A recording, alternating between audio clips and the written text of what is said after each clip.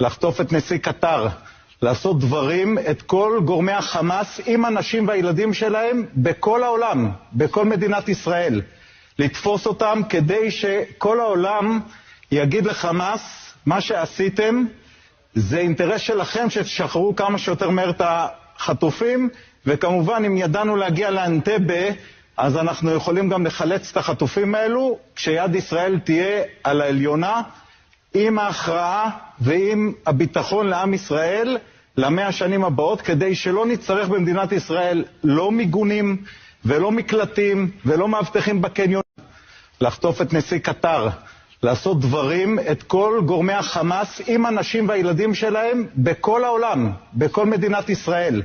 לתפוס אותם כדי שכל העולם יגיד לחמאס, מה שעשיתם זה אינטרס שלכם שתשחררו כמה שיותר מהר את החטופים.